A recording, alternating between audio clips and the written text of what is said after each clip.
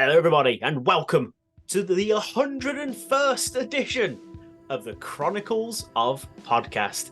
And these are the Chronicles of Lydia Mark. It is I, the bearded Brummy Jamie, and joining me, as always, is this man right here. You really Disneyfied the these. I loved it. It's the Scotsman, Tom. What's going on, guys? Welcome to the Chronicles of Podcast. Hit it!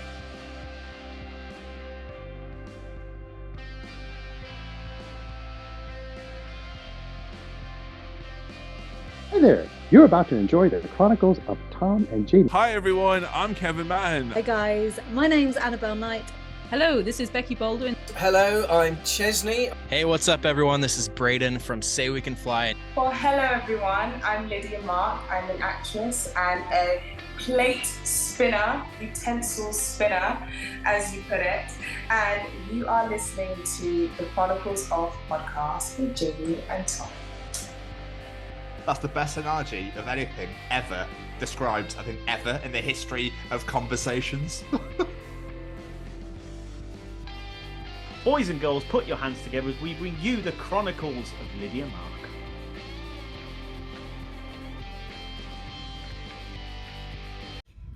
راح يعرفوا إنه منا خايفين. 2, ومش راح نوقف. 1. Joining us this week is Lydia Mark. Lydia Mark is an actress, model, writer who is spinning every goddamn plate imaginable. She's modelled on the catwalk. She's been in photo shoots, even in adverts like Clearasil. And most notably, she can be seen on the screen in Showtime hit series Ghosts of Beirut. This interview is absolutely phenomenal. I know we say this about every interview, but it's phenomenal. It's inspirational, and I absolutely love this one. Yeah, you're not wrong, James. Like, Lydia's an absolute legend.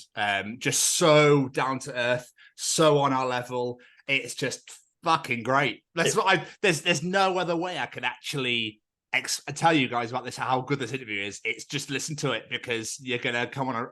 It'll be over before you know it. That's how good it is. That's in my opinion. So I literally just want to dive right in because I don't want to keep, the anticipation you must be feeling right now, like ready for this interview. Sorry, yes, I know, I'll get on with it. My apologies. Jamie! Yes, sir. Do you happen to have at all in your little pouch any final words at all? Just a massive thank you to Lydia. Thank you so much for joining us and sharing your story. It's absolutely incredible to hear. I absolutely love this one. And a massive friend to our friend Tom Brumpton for helping us organise this one. Thank you very much, sir. Everyone, enjoy. Yeah, I was going to say, I must have shout out to Tom Brumpton for this one. It is massively appreciated. Lydia, thank you so much for taking the time to sit and chat to us. It got mental and it was great. And I can't wait to do it again already.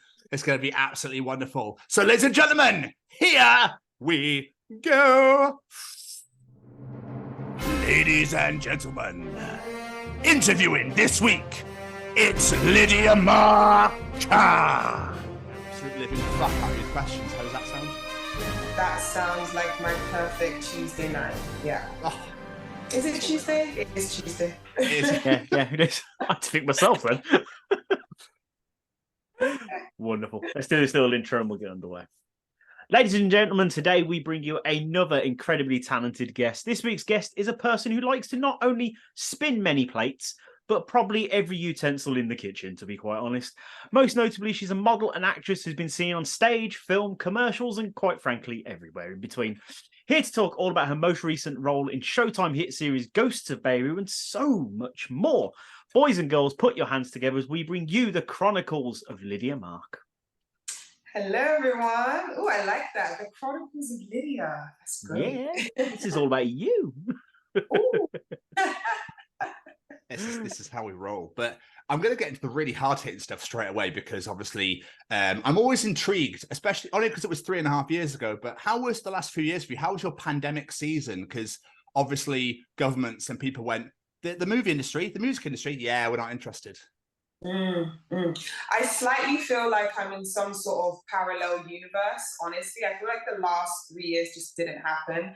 I went in there at a certain age and I came out another one, and I was like, where was all the space in between? So I'm sure people can relate to that. But it was a very challenging time, actually. I was at a barbecue this weekend, and I was chatting to another actor friend of mine, and we were talking about just how much, if you were a 2019 or a 2020 graduate from drama school, your life was miserable. Because in a sense of that is the time where you're gearing up, you're ready to get into the industry, you're excited, you're like, am I going to get an agent? And everyone knows that showcases are basically a zoo. So you have to prepare yourself for that. But then when you graduate, so I graduated in 2019, and for me, it was like, everyone was not really, the pandemic was kind of a thing, we weren't really talking about it. And then boom, 2020 hits in March. And then you have been out of drama school for about 4 months, 5 months, and you haven't had enough time to make any leeway in the industry. And because you're not a 2020 graduate, you don't get any slack. No one feels sorry for you. Everyone's like, but what are you moaning about? You've graduated already. And you're like, well, no, you don't understand how this industry works. That's not the way it works. So it was definitely a challenging time, but we made it through, and here we are. So yeah. You made it. That's all that counts. You made it. Yeah. So take us back to the start for you, Lydia. What did young little Miss Lydia wish to be when she was growing up? Has it always been entertainment for you, or something completely different, like, I don't know, chef or karate instructor? I don't know.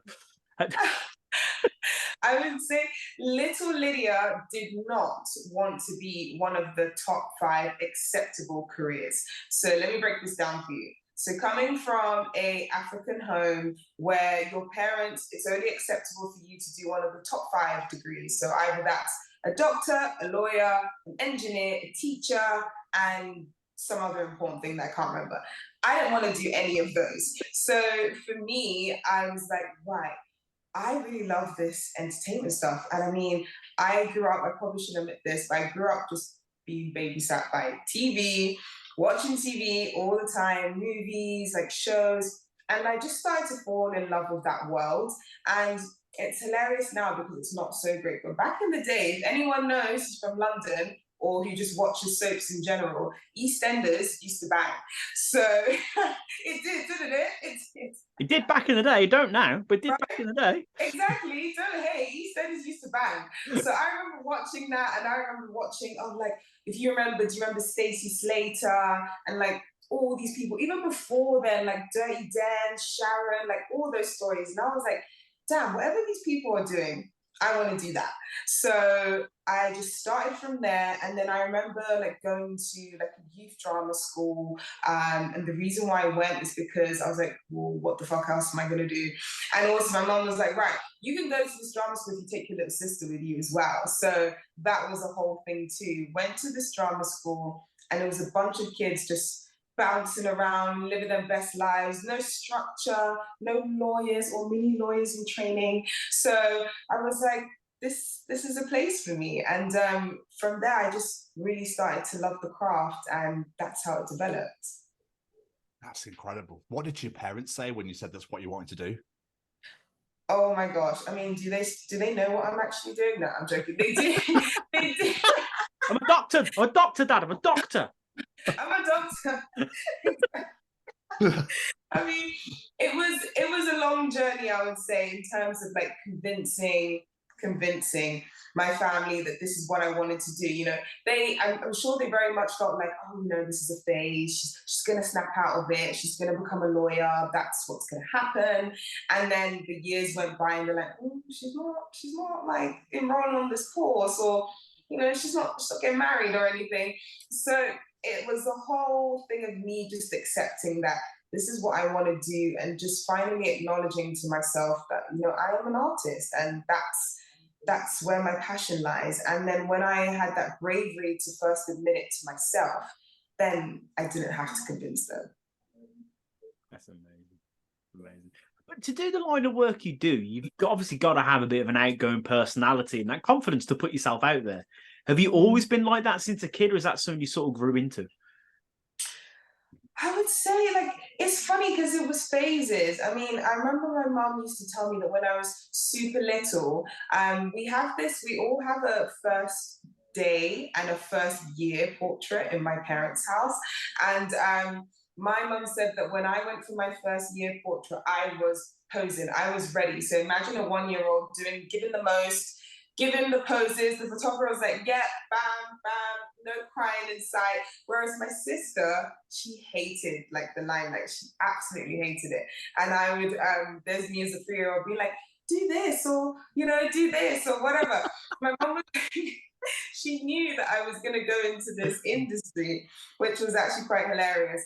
But then when I started to grow up a bit, I don't know, like sometimes when you go to school, you kind of lose a bit of yourself because sometimes you try and fit in, perhaps. And I think that definitely happened to me. And I wanted to ignore like all the artistic stuff because that wasn't cool. And that wasn't like what everyone else was doing. Everyone was playing sports or like hanging out or kissing boys or whatever. And I was like, no, I just want to read my books and all this kind of stuff. So I think my confidence perhaps dipped a little bit. But again, as I started to come into myself and as I started to just really accept who it is that I wanted to be, I would say that the confidence just went from there. And even if you don't feel confident, you have to fake it till you make it. That is a big component. And eventually you just start believing it.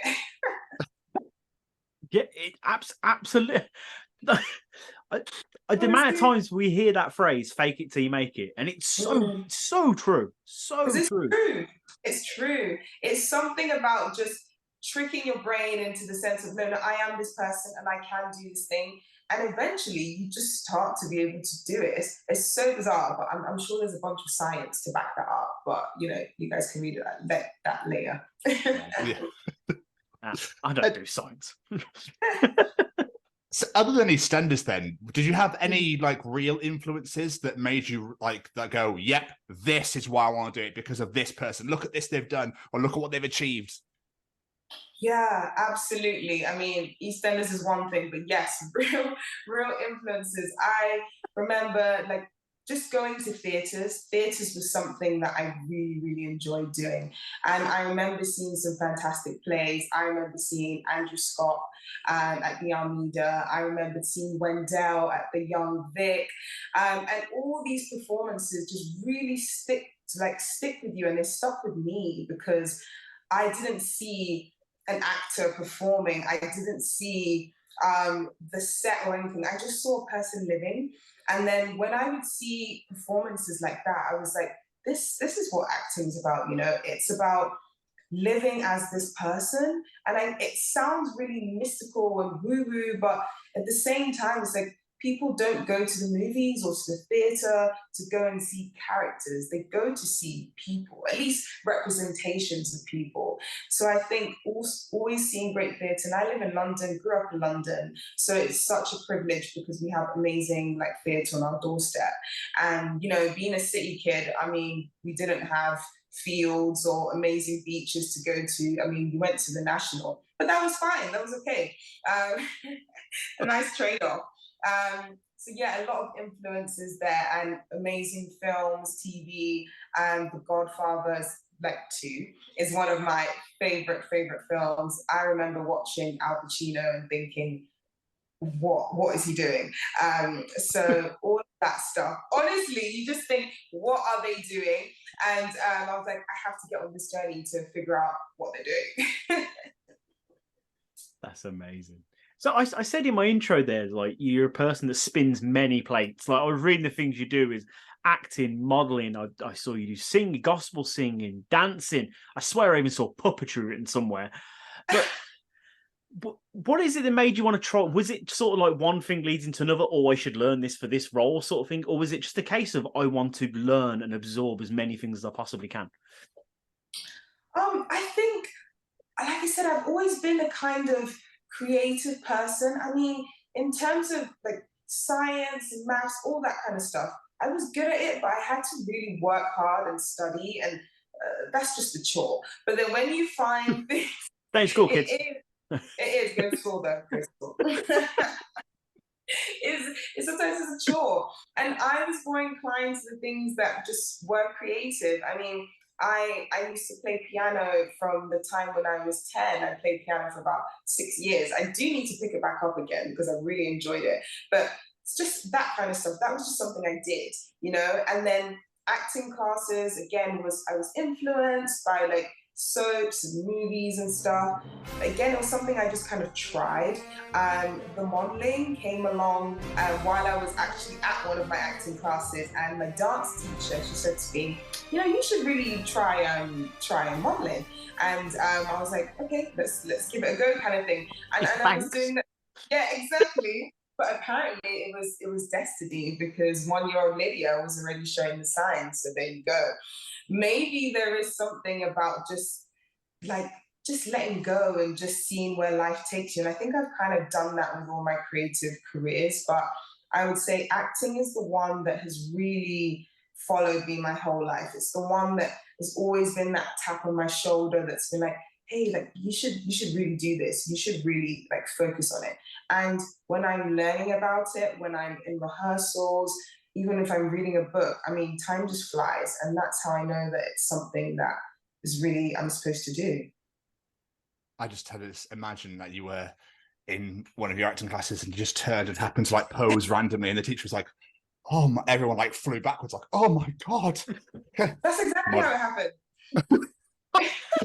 Like this massive aura came out and it's like shone a light. It was like, oh, like, exactly. Yeah. Everyone knew I had arrived. So I was like, yes. Yeah. Why are you not taking my picture right now? Yeah. Amazing.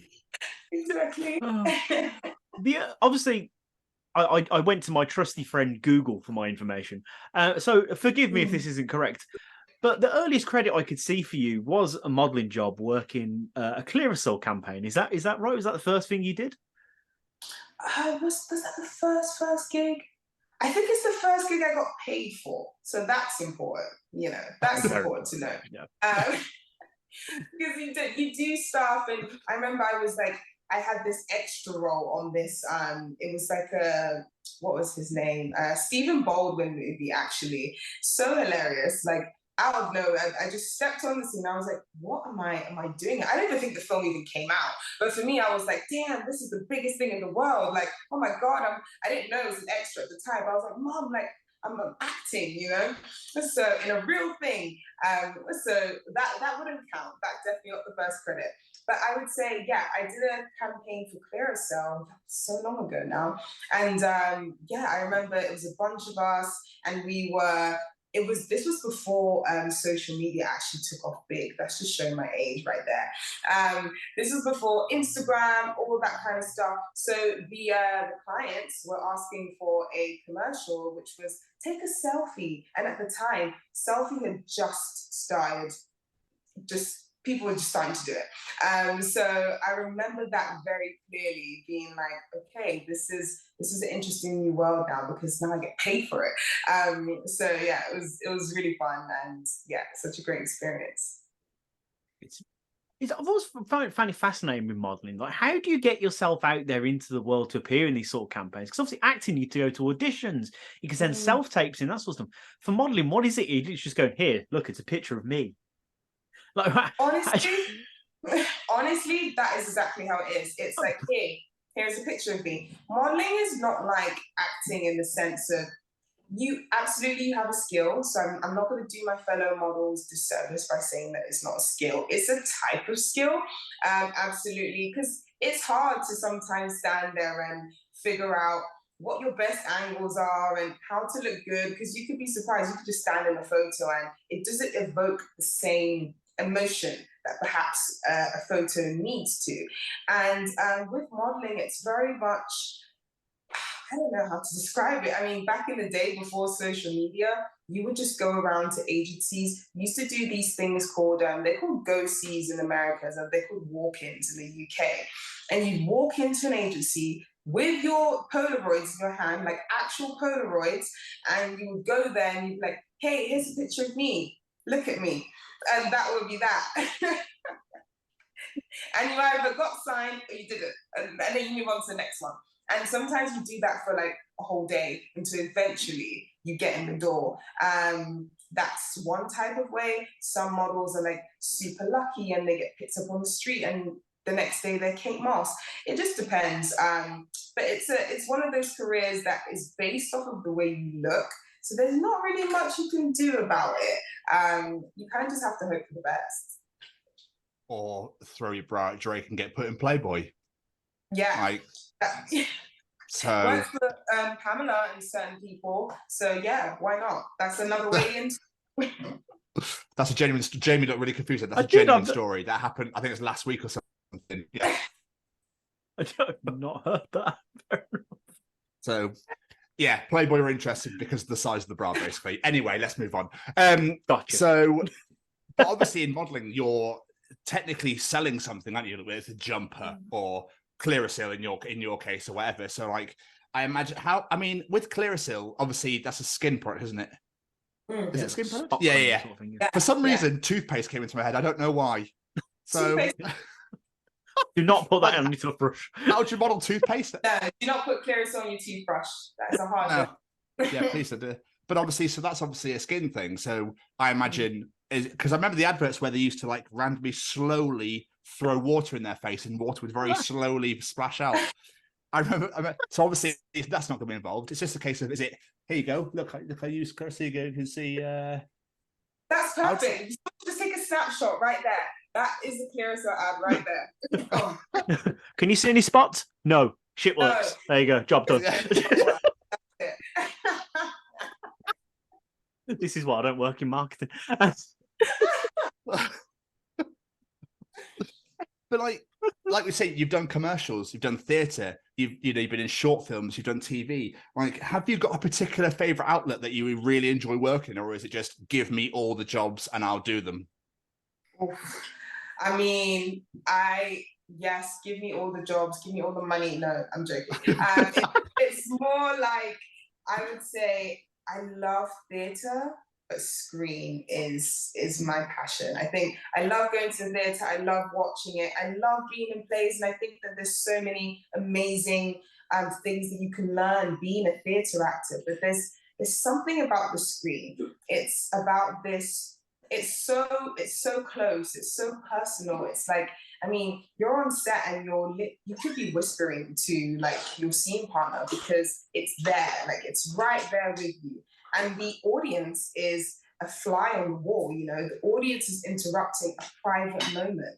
So, and because you don't have all the stuff around, like, you know, the curtain and the chair and the old lady coughing over there, you know, it just feels really personal.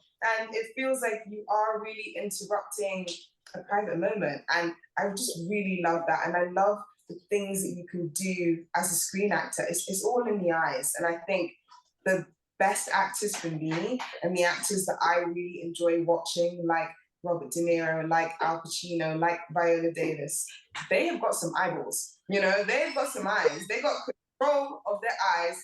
And for me, like, that's so important because the story's in the eyes. No, I get exactly what you're saying there. And it goes back to what you were saying with modelling and those parallels, because you've got to be able to portray that emotion, that sort of thing. And what's the expression? The eyes are the window to the soul. And that comes, yes, across, exactly. You know, you portray all sorts of emotions in that, even if it is just a picture or on film or on stage, whatever it might be. So you're absolutely right. Yeah. Well, the earliest credit I could find for you regarding TV work was an appearance in Yonderland on Sky One as game show girl. Is that the first time you were on camera, or is the internet lying to me again? Yeah, I think that again was the first time again. Another time I'm like, oh my God, I got paid for it. And with this one, it was hilarious again because that came to me like as a model, you know? Sometimes when you're a model and you do have the opportunity to like do really cool things, like you get to travel, you get to do runway, you get to do print, and sometimes you also get to do commercials and acting. And I remember that's how I got this job. And I just came on the set and I was like, right, we're just gonna be here and we're gonna be this person or whatever. And I remember I actually got changed to play another part. And I don't know, I must have not done well, because it's not a sense of done well, but I was just living my best life. I'll just put it that way. And the director came over to me and said, I want you to play this part now. And I was like, oh, okay, me. And then it just went on from there. So again, that's just another, like, it's another instance to me that when you're really doing something that you love, and when you are passionate about something and you bring your best to it, people will see that. And I think that's such a big thing in this industry. It's a thing of, don't worry about what other people are doing or what people are saying. It's about what you're doing, what you're giving to it. And if you're doing the best that you can, and if you're enjoying yourself, well, that's going to shine through. And that's what happened to me. And then from then on, I thought, you know what, this acting stuff, like, this is the aspect of modeling that I actually love the most. It's the being a different person. It's the putting on a different persona. When I wear like a trench coat, I feel like a different person, as opposed to when I'm wearing a pair of beach shorts and a hat, I feel like someone else. So that's when I really started to think, okay, you need to focus on this acting thing, because that's the part that keeps on coming back to you. And from there, I was like, you know, I don't want to be one of those people who gets an opportunity and just kind of like coasts through. I was like, no, I actually want to learn this shit. I actually want to do this. And that was a big impetus for me to apply for drama school, which was another crazy experience in itself. There was something you said there. I just want to quickly take it back to. I don't want to keep bringing up modeling, sorry, but you mentioned you've done runway there. That is something that fascinates me, runway modeling. What is that like? It looks bizarre, quite frankly. Just imagine maybe 13 is a bit young, a 14 or 15-year-old boy who's had sex for the first time. That's all I'll say. It's quick, it's done, the adrenaline is there, and then you're like, 15 minutes later, you're like, oh, what happened? Not even 15 minutes, 2 minutes. And he or she's led there like, that was good for you. Yeah. And I was like, was that good for you guys? Yeah, cool. Okay, let's go home. It's that. I hope I painted a picture of the world of runway for you. And and you get to wear some nice clothes as well. That is not where I saw that answer going. No. That's the best analogy of anything ever described, I think, ever in the history of conversations. There you go. The Chronicles of Lydia is what you get.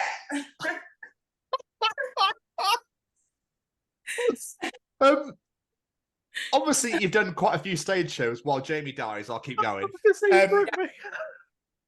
You've done quite a few stage shows, and obviously you're in TV and film currently, but do you prepare any differently depending on what it is you're doing? So obviously stage is live audience, you know, there's people there, anything could happen sort of thing, whereas TV and movies, obviously you have that time to prepare. You do a scene, and then maybe you've got a scene tomorrow when it's you have to learn parts of the script, where stage is like, learn all of this in this time. That is a very good question, because you do sort of, at least I do, I feel I have to prepare slightly differently. When it comes to the character, I feel like the preparation is more or less the same. I create this person. In theatre, you have more opportunity to discover. You have rehearsals, you have a longer get-in period, you get to spend a lot of time with the director. So that character really develops over the course of a couple of weeks, maybe even a couple of months, depending on the production. But for film, you don't get the rehearsal. You very rarely get rehearsals unless it's a particularly technical scene, or there's a lot of blocking or a stunt or something. Perhaps you get rehearsal. So in that regard, you kind of have to do all your prep before. You need to pretty much know who this person is when you arrive on the set. There's no time to discover, and the director doesn't have time to spend with you unless it's a huge thing, or you're the lead or whatever, then perhaps you do have a bit of that time. Also, another huge difference is the fact that theatre is ongoing. You start the story from the beginning and it ends at a certain point. So you get to follow that character's journey from the beginning to the end. So you know exactly what the character's feeling, where they're going, all this kind of stuff. In film, my uncle could have died on the first day of filming, and then on the last day of filming, he's alive again. So obviously, that's not the way it's going to turn out. Of course, Perhaps, but you have to know where you The are. zombie film, Tom. That's what it was, a zombie film. Yeah, exactly. That's Shaun of the Dead. But you have to know where you are as a film actor. So what I do is I always make mental titles about, okay, in this scene, Lydia does this. In this scene, she's been there. So no matter where they say that, okay, where's she in scene 28 today? Well, I know that scene 28 is when I feel like this. And so therefore, even if it's the first day of shooting or the last or the middle, I know how I'm supposed to feel at that particular point of the movie. Wow, that's just blown my mind. The fact that obviously they do things that way around must really throw. I think for people starting out must go, wait, hang on a second. But he's died in this part, but this part's later than the part we're doing in a couple of days because, why do they do it that way around? Is there a specific reason for it? Or is it just, we've got this for this day, so we'll do these scenes now. We've got this part for this day, so we'll just do these scenes now. Yeah, it's so bizarre, but it could be any reason. It could be perhaps if you have an outdoor scene, for example, and you know that the weather is going to be a certain way, well, you know you're going to shoot that scene first.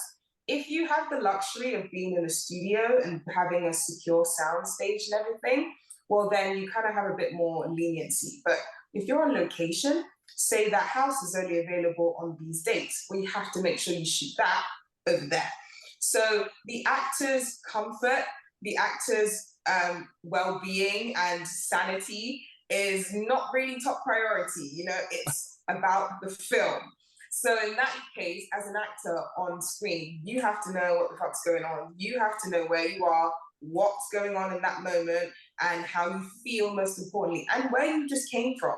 Because in the movie, the audience is going to see where you came from, but you didn't get to experience that because you haven't done it yet. So it's really about staying on top of it. That's nuts. So how do you, I think you might have already explained this, but I'm going to go in anyway. How would you approach a script? Because obviously, like I said, the play is there, done, all of it, go. And the movie is obviously in bits and pieces. So would you prepare your scripts differently? How do you remember the lines as well? Especially for stage, because if you're a main character, I'd be like, hello, something happened earlier. Oh no! Do you know what I mean? I would absolutely shit a brick. Whereas a TV movie, oh yeah, I remember this bit because it's where this happened. But I only had to learn certain parts. Yeah, you're so right. You hit the nail on the head because especially with theatre as well. Theatre is so wordy, it's words and sentences and images, and you have to create all of this.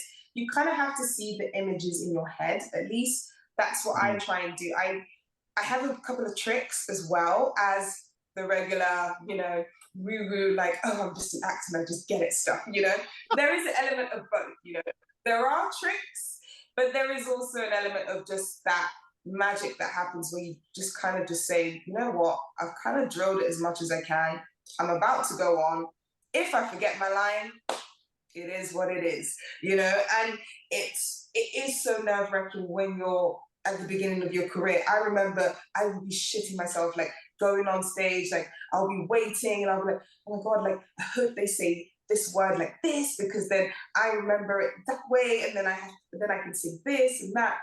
But then the more experience I got, I was like, just fuck it. If you forget a line, it's okay. And sometimes those moments where you forget stuff is where something magical happens, You forget a line a certain way, or maybe your scene partner saves you, With theatre, there's always this dangerous dance that you do of, oh my God, am I going to fuck up the whole play, And maybe that's, and maybe that's the fire that sometimes actors, maybe that's part of what we do, There is that thrill with theatre that isn't always there with screen. I think screen, you always have to find a way to keep it fresh. Even though you may have said or done this thing 5-6 times in a row, it has to be the first time. You have to find that motivation for why you're doing that thing. So I think when I'm preparing for the two, I always think about that, especially with screen. It's how can you make it different? Or how can you make it like it's the first time, even though you've done it multiple times in a row? With theatre, the audience is giving you the buzz, they're giving you the energy, you want to be good for them. With screen, I mean, who am I being good for? The sound guy, you know? It's very important. Everyone is very important. But, you know, of course, it's doing it for the audience. But the difference is you don't get that quick reward because you can't see the audience, you know? So you have to kind of just imagine the cameras who they are. I love the idea of somebody in a theatre show, an audience member get up and going, actually, I think you'll find it's the fire burns brightly in the night sky. Thank you very much. And sits back down again. That would be absolutely amazing. I wonder if that's ever happened. Got to laugh. Not to me, thankfully. Oh my God, I can't even imagine an overzealous audience member being like, no, Shakespeare said to sullied flesh, actually. Oh my, I mean, that's a whole different kettle of fish. Fuck doing Shakespeare. All those stupid, like, no offense to people that love Shakespeare, but all those ridiculous words. What do you need? Just do it properly. It's 2023 now, all right? We don't need Shakespeare in Shakespearean time because no one says those words anymore. Nobody. I know, right? Oh, don't you find it so weird as well when you watch like modern stuff, you know, like even though I love Romeo and Juliet, the Baz Luhrmann version, but isn't it so weird when you watch modern stuff but with Shakespearean language? You're like, what's going on, kind of thing. Yeah. Dost thou know what through yonder window breaks or whatever? I don't know what it is. You know what I mean? Like, sorry, you're breaking a window over there? Is that what's going on? Or that's what it sounds like. It's true. Leo, come on, you were in Titanic, mate. What's wrong with you? Bro, what's going on here? Like, you're breaking windows now. Come on. Oh, sorry. Oh, I think don't know what you're saying. Not the Shakespeare stuff. What you're saying before is why some people are so bloody passionate about theatre. Though you speak to some theatre actors, like, oh, theatre, it is my life, darling. Like, so passionate about it, and you got to respect it as a. And it's all. The one thing I also really respect about theatre actors is a lot different to film. Film, you film it once, cut, done. Theatre, you are doing that same show sometimes multiple times a day for months on end. By the end of the run, I'll be like, yeah, he said this. I've done this for weeks now. I couldn't give a fuck, love. I'll be so done with it. Yeah, I mean, there's a case to that too, you know, and it's like, with screen, even though you're doing it 5 times in a row and you have to find something fresh for yourself or find the motivation for why you're saying stuff, you're totally right. With theatre, doing the same show over and over again, you have to treat every show like it's a new day. It's a new thing, you know, because if you don't, the words just kind of turn into something, you know?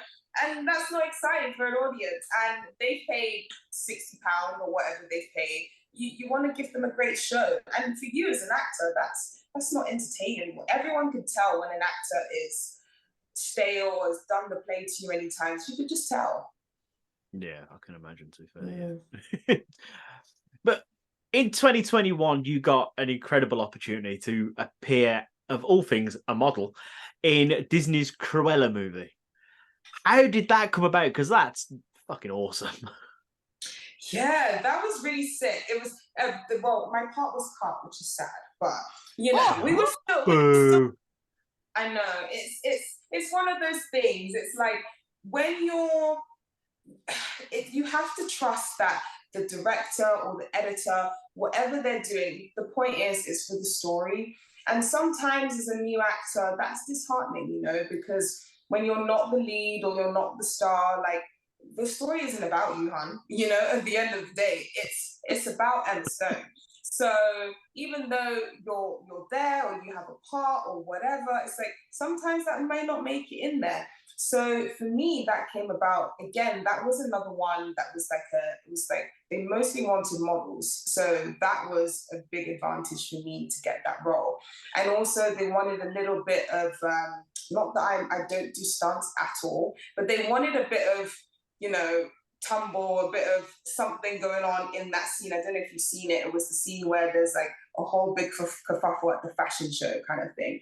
And obviously I'd done that experience. So for me, it was like, okay, I'm not even playing a part in this one. I'm kind of just being me, or just imagining that fashion show experience. So that was good because it was just a fun one. It was one that you don't have to think about too much. It was one that you got to wear. I remember I was wearing this amazing silk gown. Like it was really great. So it's always one of those things of tongue in cheek with this industry. It's like you have to put so much passion and drive into everything you do. But at the end of the day, you've got to realize that unless you're the lead, you still might get cut. So that's a thing in itself. Must have been an amazing experience though, just to be on set and just to be there and be within, you know what I mean, like in a Disney production. Oh my God, totally. I mean, that's a dream. Like Disney productions they're huge. There's so many people, there's amazing outfits, like even great food on set. So yeah, and yes, always a score. This is it. Huge. Yeah. And also you get to be around like amazing actors. I remember like watching Emma Stone and watching Emma Thompson as well, and like just seeing their performances as well. You know, it's like you get that first-hand experience that you don't get from drama school or a textbook or whatever. With acting, you kind of just need to be on set and just do the job, regardless of whether it makes it into the final cut or not. That experience still stays with you, and you take it forward to the next thing. Absolutely. I was going to say, even though the role did get cut, unfortunately, it must have just been a great experience. And I suppose being on that set, seeing everything around you, seeing these amazing actors, the camera, the crew, and everything, it must be, did that sort of motivate you to go, yeah, this is what I want to do. This is incredible. Just being there. Good. 100%.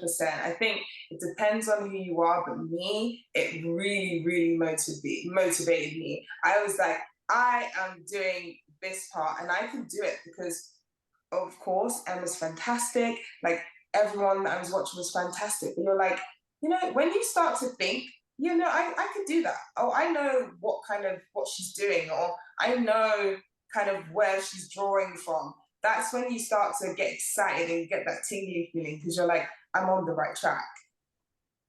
Yeah, absolutely. But I love like talking to you. The fact you're willing to try and experience and learn new things and just get your name and your face out there. Like we mentioned, film, TV, modeling, that stuff. But you've also done commercials as well. Is working on commercials different to working on TV and film? I know it's still in front of the camera, but it's much more fast-paced and product-focused. So is it different, or is it pretty much the same? Yeah, I think commercials are very product-focused. But then I say that, but these days, a lot of commercials aim to tell stories as well. I mean, you always see those Christmas commercials where the bunch of footballers running through no man's land, whatever, the soldiers or something. It was Cadbury's or something that came out, and it sparked so much outrage because they're like, "Oh, is this football going to cure all the wars in the world?" or whatever they were talking about.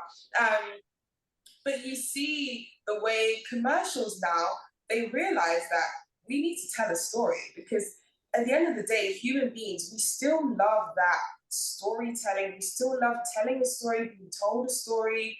We love to speak through images and to like paint pictures when we talk.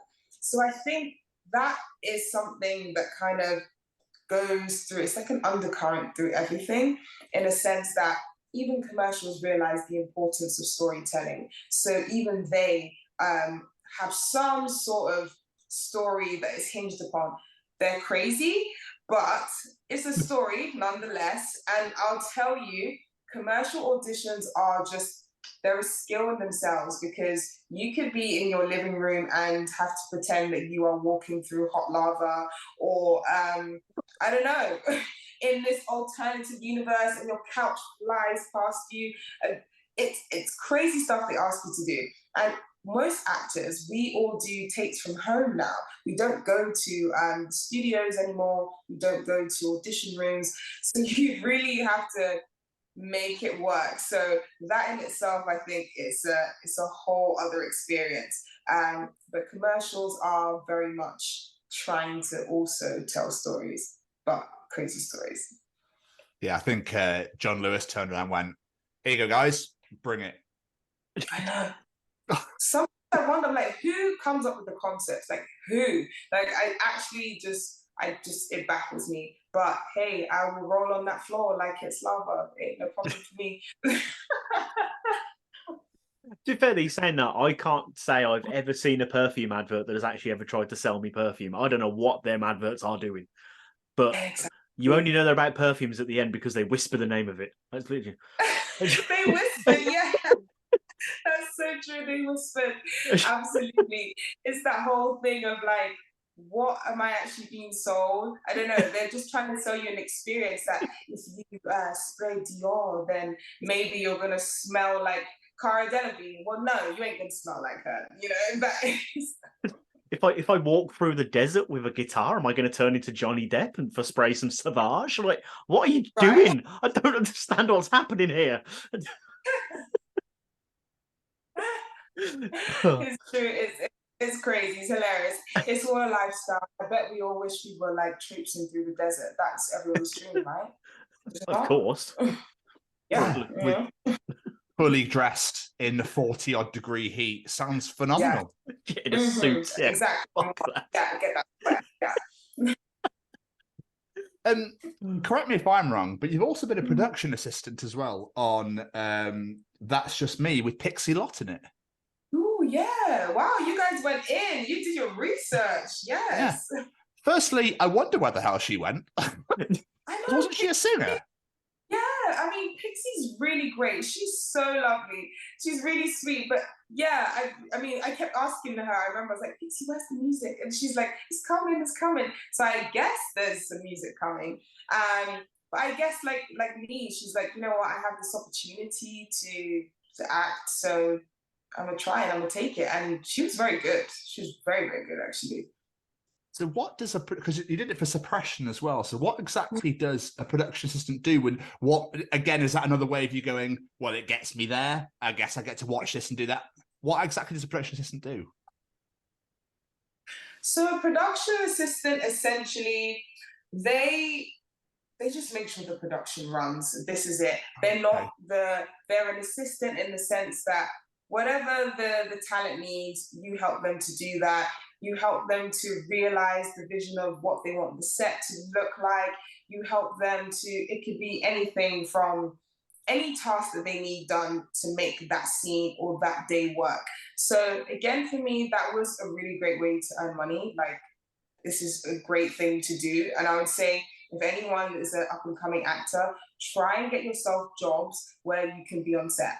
Because at the end of the day, you ain't learning anything being a receptionist. You're not learning anything being a waiter, except for how to open red wine, which is a good skill, but it's not going to get you on set, you know? So it's one of those things, like, we all have to do survival jobs until we get to a certain stage where we can go out and do exactly just what we want to do. So I think being a production assistant was awesome. Again, you know, get great food, you get to hang out with actors, you get to, you know, like, see how this whole world kind of comes together. And if you're lucky, you get to go to a cool place and you don't have to wake up super early. So, I mean, it was a really, it's a great job. It's a great job. It can be. That sounds fucking stellar. I mean, I love that food came up again. Absolutely incredible. Always. I think there's a theme here, guys. I think there's a theme. You know, with me, everyone knows me. It's food.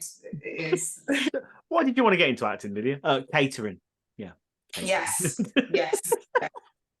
The craft services. I was here for. I suppose that working as a production assistant, you're learning all the different parts of the film set, because if you're helping everyone, you're getting to see all these different parts. And in the world of show business, there's that expression, isn't it? It's not what you know, it's who you know. And you're getting to know so many different people. So it's just a really clever idea to get into that work as a young actor. Fair play.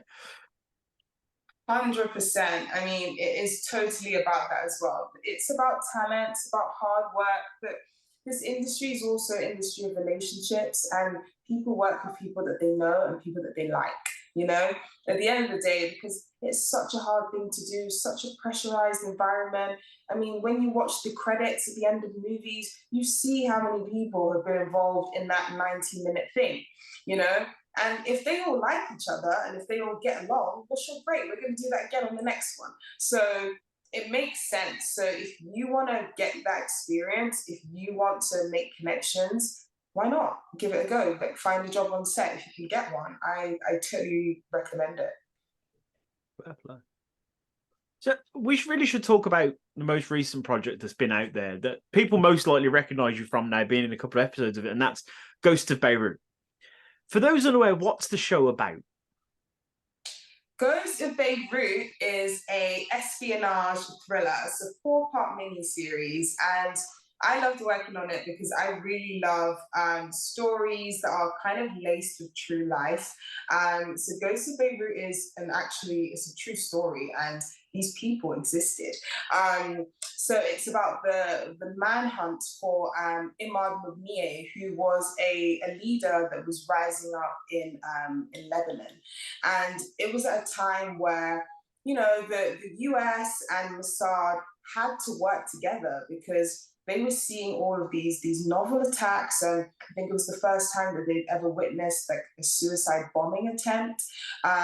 There was some hijackings, there was some invasions on compounds. So all of that stuff was happening in the Middle East, and Mossad and the CIA had to band together to find this guy. They didn't even know what he looked like. They were going off of a picture from when he was 16. So he essentially was a ghost, this ghost that they had to find before he struck again. So yes, it's a cool story in the sense that it was true life, but also you got to see it play out as a TV show as well. It's because it's a true story. Again, back to when I was mentioning about scripts and stuff, like, do you approach that differently? Because obviously this actually happened. Yeah, I think there is also an added layer of a bit of realism there, in the sense that you understand that, okay, these are events that happened, but also this production's or the directors or my, as the actors, retelling of that event. So of course you want it to be as close to the true event as possible. On some productions, some would just take a loose story and just run with it. But with this production, it was very keeping in line with what had actually happened. And we had really great writers as well who had a lot of experience in that area. So I think it's about doing some research. And I got to do a lot of great research on the role, in the sense that, I mean, it was 2007. So all this information is out there. I was alive, like I could read about it. But also what the team gave us was also footage. They gave us loads of excerpts from actual CIA operatives and Mossad operatives talking about what it was like to be after this guy. And seeing that just before you go on the set as well, you're like, boom, I'm in the zone. This is what's happening. And you can feel it, you know, you can kind of feel that tension and just kind of replicating your performance. That's nuts. That must have been so cool to watch that back, though, and have those people like, by the way, this is some real excerpts from CIA, so obviously let's not talk about it, but enjoy. That must have been mind-blowing. I would have been so like, this is the coolest thing I've ever seen, forgetting that I had to then act this afterwards. Do you know what I mean? Yeah, totally. Yeah, I get you. Absolutely. It's like, you're like, whoa, this is crazy. Like, this is classified stuff that they're talking about. And when you watch the show, those excerpts do actually make it into the series. So you get to see a bit of that back and forth as well. I better restart my Paramount Plus subscription so I can watch that bad boy. What was your role on the show? So my role was playing a woman called Susan. She is a young CIA targeter.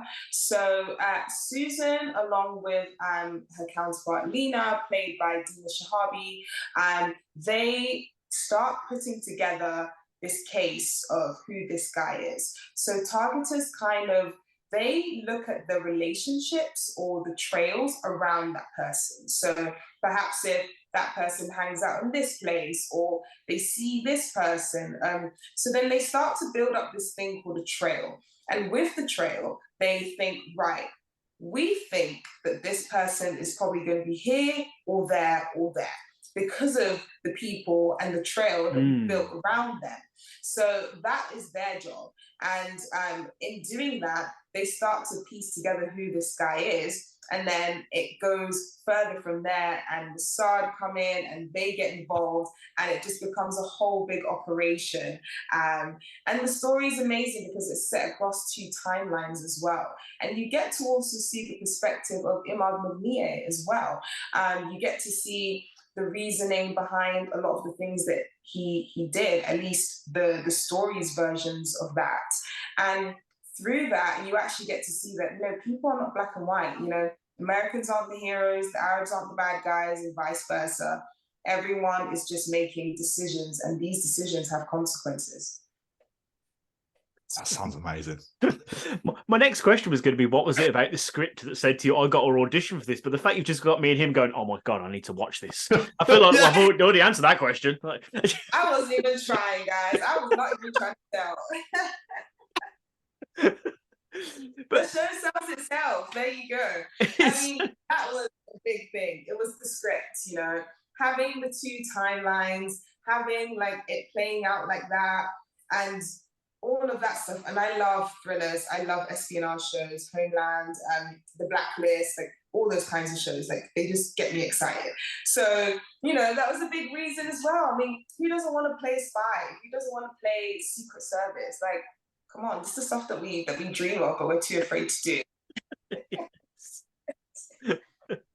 But it was also filmed in Morocco, wasn't it? Yeah, it was. Yeah. So shot in Morocco, and we were shooting in this kind of industrial compound. It was hot as fuck. I was drenched. You would go on set and then you come out and you'd be drenched. It was that kind of heat. And the building that we were filming in as well didn't have any aircon. So we had to keep the poor crew, bless them, they were in there the majority of the time, working away, working really hard. I mean, at least I got to leave here and there. So that was a bit of a break. But the team was amazing and we all got along really well. We had an amazing director, producer, writers, really talented actors that I got to be around again, and all of that kind of stuff just made it a win. It was an amazing time. Phenomenal. It's just being in Morocco itself must have been worth it anyway, because it's a beautiful country. So fair play. Oh, stunning! Honestly, I've never been to Morocco. That was my first time, and it was absolutely gorgeous. It was, it just feels like another world. I mean, the streets are crazy though. That is one thing. There was little mini accidents happening there and here and everywhere. And you see all the little cars, they're all kind of banged up here and there. Some cars have lost a bumper or whatever. It's just a law on its own. So if you ever go drive in Morocco, just remember I told you so. But don't. I suppose if anyone's watching this and they've been paying attention to this conversation, I get the question that everyone's mind is going to be, but Lydia, what was the craft services like in Morocco? This is it. This is the question, right? How rude of me, the fact that I didn't even start with the craft services. What am I doing?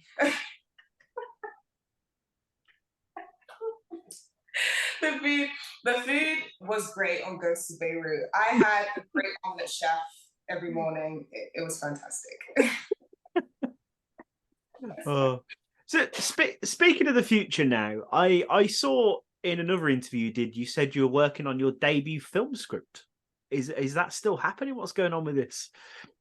Yeah, so the script is finished. It was something that my writing partner and I wrote during the pandemic, actually. I remember your first question to me in the beginning, guys, was about the pandemic and how do you get over that kind of thing? And writing was a big thing for me as well. It was something just to do. I mean, I've always written things here and there, but I've never actually thought I could write a whole script.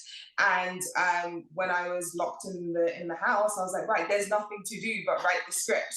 So I sat there, wrote the script, and now it's out there and it's got really, really amazing and positive feedback and review. So at the moment, it is currently searching for its director, and it's being developed at the moment. That's incredible. So your first ever script has been picked up. That is wow. Crazy. Like sometimes I have to like look. I'm like, is that actually me? Like the person I was before the pandemic. I'm just like, that is just not. You just find that you're just a different person. Sometimes when you look back on all the things that you've done, and then you realize, and then you're like, wow, like I've achieved all this stuff. It just shows you that when you're going up that mountain, you can't look at the journey. It's only when you look back when you realize how far you come. It sounds cheesy as fuck, but it's true. Because if you look back when you're going up the mountain, you're not going to get there, you know? But when you look back when you do get there, then it's like, look at how far, you know? Yeah. Well, I experienced that mountain. Yeah. So you know, model, writer, actress, stage performer, unbelievable singing voice, skilled in puppetry and public speaking. Lydia, is there anything you can't do? That's the question. I know someone needs to like throw me in the deep end. Maybe I need to start doing my own stunts. Maybe that's the next thing. Oh, yes. Especially to being in a spy show, that'd be unbelievable. Yeah. Okay, you heard it here. Starting the stunt career. All right, that's it. That's it. So before you had to pretend your sofa was flying past you, now you just got to actually get it to fly past you and you jump over it or something. I'm gonna surf that sofa, you know. That's goal. Yeah. I'll come back with my notes. But Lydia would like you to pretend to walk over hot lava. Pretend? I think not. Exactly. Pretend. I've got to. Put a lever down, the floor moves away. You're like, well, let's actually do it, shall we? And then she comes out with no feet. Yeah. And for some reason, the sharks start jumping through, and you're like, yeah, that's fine. Don't worry about them. They're cool. Don't worry. That's Billy. That's Jake. We're fine. Go way back. Anyway, sorry.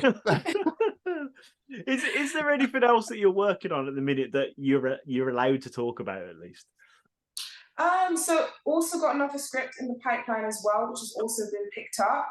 This is going to be a fun one in the sense that it's a Christmas story in the same way Die Hard is a Christmas story. So there's that also in the pipeline as well.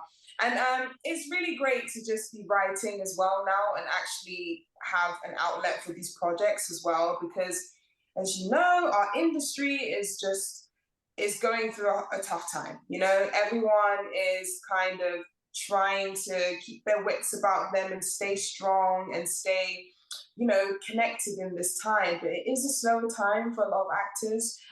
It is a hard time while SAG and the WGA wait and fight for what they deserve. So it is a really good time to kind of like turn the focus somewhere else for a while and kind of just have that creative expression and just keep freaking sane, you know, because you can't just sit around waiting to see what happens. You just kind of have to find a way to make yourself happy and to just enjoy like just being a creative, even though there's not always the outlet to do that right now. Does the AI stuff concern you at all? It does, actually. I know I've been on sets where you've stood in a booth and there's like thousands of cameras and they take your photo and then they have that image. They can essentially do what they want with that image, you know?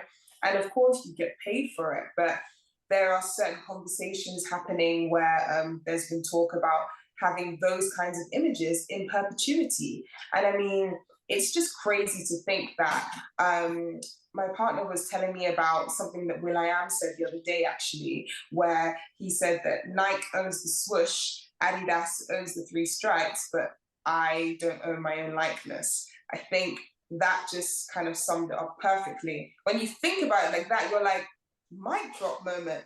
How can I not own my own fucking image? My own face, you know? It's my face and it's my talent. So it's like, of course, it's a team effort, but at the same time, it's like, you can't cut the people out that have done the work and who are the creatives, you know? It has to be some sort of reasoning in terms of what they're trying to do with the AI. I've never thought of it like that. That's really like taking me back a minute. Yeah, that Right? is really scary. Yeah, isn't it scary? Yeah, totally. And I think when people start to hear things like this, I mean, it's very tempting to see actors and to see singers and whoever's in this industry. You see them, you're like, they got loads of money. Like, shut the hell up. What are you guys complaining about? Well, no, if you think about it, they're actually fighting for the people who don't have a voice, the people who aren't the Margot Robbies or the Robert Downey Jr.'s. They are not listened to, those people who they don't have a name that everyone knows, But it takes the people who do have names to speak up and bring awareness to it as well. Because these people are the ones that will move the needle. These people are the ones that everyone knows their face. So when people start to ask questions in terms of the audience and like, why have I not seen such and such for a while? And then they start to read into it, they start to dig into it and all this kind of stuff. And that brings awareness to what's going on. And I think it's very damaging to when a lot of news outlets are placing these named actors in the boat of, well, you guys are rich and famous, shut the fuck up. It's not about that. It's about all the other people who are just making a living, and are just doing this day to day and who aren't super famous. Exactly. These people are protecting the future of the industry that they love. Like there's a writer that I listen to talk to on a podcast, and he was saying, my name's out there. People know who I am. I've done this stuff, but there's people I work with who are still struggling to get their name out there. And if AI starts writing things for these people, how are they ever going to get their names out there? How are we ever going to get these great scripts out there? It's just not possible. Absolutely. And AI it has a place, absolutely. And I do see a lot of areas where it can greatly help the film industry, where it does like cut some costs here and there, but it cannot be at the expense of people, because at the end of the day, people have put their soul and their joy and their heart and their pain into all this work. And that's what makes viewers watch it. That's what gets viewers hooked, because the words that the actor's saying, the way the actor's saying it. And if you just have a bunch of AI just regurgitating the same shit that they found on the internet, well, surely eventually everything's just going to sound the same, right? And I don't want to live in that kind of world, Not at all. I think essentially it just comes down to greed, doesn't it? Yeah. I think I saw an actor post Warner Brothers Discovery has saved like $100 million because obviously they're not making anything at the moment. And it's just like, what? Yeah. And I bet the CEO banks a lot of that. It's just down to, as a nation, as a country, and as a world, it's literally greed. Yeah, it is. And it's so sad, because this is an industry that so many people love, whether you're doing it as an actor or someone who's on set or whatever, or whether you're just someone that just loves to watch films. And I think even audiences are waking up these days that a lot of the stuff that we're seeing is soulless. Like, it really is. And if we're going to have more of that stuff and also squeeze out people who really do this because they're passionate about it, it's dangerous territory. It's really going to put a dent in our culture and about the things that we find important, because at the end of the day, human beings are the lifeblood of this industry. 100%. And I wouldn't be surprised if all of a sudden you saw, say AI win. I hope it won't. There's no way. But if AI won at the end of the day, you'd see like a movie come out in 2025 with Robin Williams in it. You'd be like, hang on a second. But do you know what I mean? Like that, yeah. Like all of a sudden people that have passed on will start being in movies again. You're like, well, but what's that's the sort of level it could get to, though. It could literally destroy so many people and destroy many lives, and just, who wants to watch a movie that's like, oh, hey there, Tom, I see you've got pancakes. Do you like pancakes? I mean, it'd be so rigid. There's no emotion. Because there's no actual human there. Like, oh yes, James, I love blueberry pancakes. Like, just like, no, not interested. Off you go. TV will become obsolete. No one will watch it. Nah, mate. You're right. It's true. Like, no one wants to see that. It's like, and there's already been talks actually about them bringing certain people back, because they can do that. So it's freaking scary. And people need to wake up. And it's not just our industry. I feel like AI is it's coming for a lot of industries, and human beings are finding ourselves being like, hang on a minute, you know?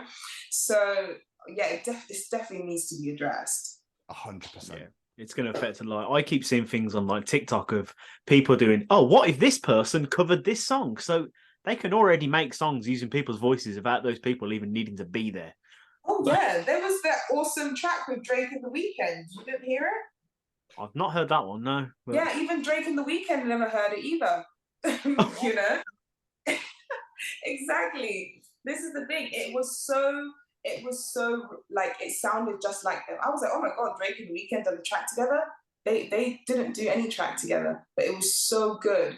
And again, these performers have had their voices taken, their styles, their genre, their lyrics, and it's just been used. And where's the parameters? Where's the limits? You know?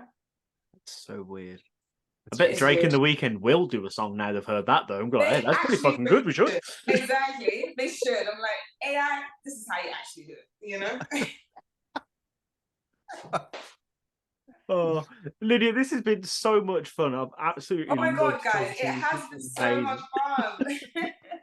But last thing for myself, I did just want to bring up a quote I saw from you in an interview, because I like to end these things with like what I take away from it. And I found this quote you said absolutely inspirational. And he said, these days I've been striving to just be that 1% better in everything I do. Nothing more than that, reminding myself it's a process. And when you do stop and look back, you'll see how far you've traveled up the mountain. You said something very similar earlier.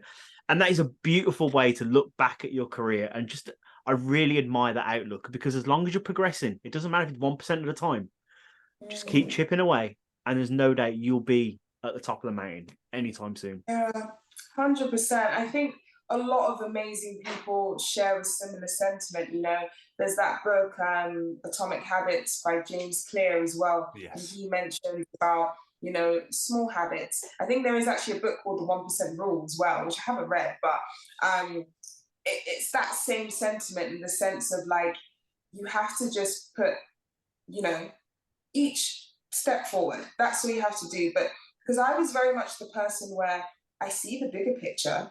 And I think this, in a sense, ties to like my writing and everything I do. You know, I would see the bigger picture, and I would think, oh God, that picture, it fucking looks amazing, doesn't it? That picture. And then to actually put the first stroke on the page is so daunting, because the picture is so amazing. And then I thought to myself that you're thinking about it all the wrong way. You need to fucking, you know, put the strokes. You need to splash that paint. You need to get the white paint and erase, and then put something else on top of it, you know? It's that image of constantly evolving, constantly getting better, and just constantly trying things as well, and just not being afraid to say yes, because I was that person who was afraid to put even one pencil mark on the canvas. And that's not a way to live anything. That's not a way to be free. So I think it all kind of ties together, that sense of putting the first stroke and also just getting 1% better. Beautiful. I love it so much. It's such a beautiful outlook. Mr. Stevens, any more questions for our wonderful guest?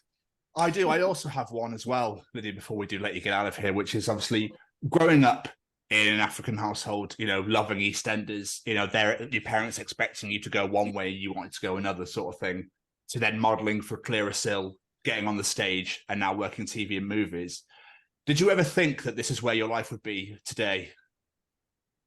I thought I would be in an office as a lawyer. That is what I thought. Really? You know, in a yeah, I mean, I did. I honestly did, because again, I could see that image of the Lydia that was an artist, but I could also see the reality that was in front of me. And sometimes you do have to kind of be delusional, in the sense of, no, I don't care what the reality in front of me is showing me, and I don't care what people think I should be doing.